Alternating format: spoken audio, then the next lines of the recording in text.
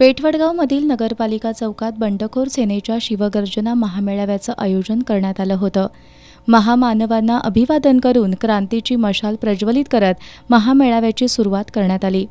या मेळाव्यात बोलताना बंडखोर सेनेचे संस्थापक अध्यक्ष शिवाजीराव आवळे यांनी हातकणंगलेबरोबरच कोल्हापूर, सातारा, सांगली आणि सोलापूर या लोकसभेच्या 5 जागा लढवण्याची पक्षाची तयारी असून उमेदवारांची यादी सुद्धा तयार असल्याचं सांगितलं।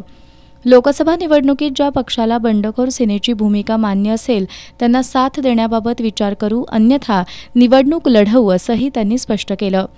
सध्याच्या व्यक्तिकेंद्रित राजकारणाचा विचार करता लोकसभा निवडणुकीत बंडखोर सेना पक्षापेक्षा व्यक्ती बघून भूमिका घेईल असंही आवळे यांनी सांगितलं। बेरोजगारी, भ्रष्टाचार, महागाई या मुद्द्यांवरून त्यांनी सरकारवर टीकास्त्र सोडलं।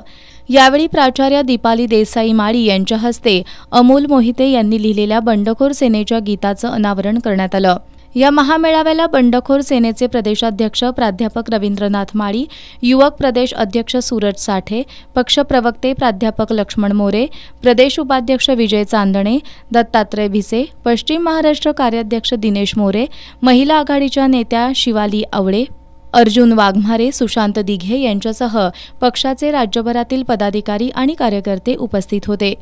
कोल्हापूर, सांगली, सातारा, सोलापूर, पुणे, रायगड या जिल्ह्यातील प्रमुख पदाधिकारी आणि कार्यकर्ते मोठ्या संख्येनं उपस्थित होते।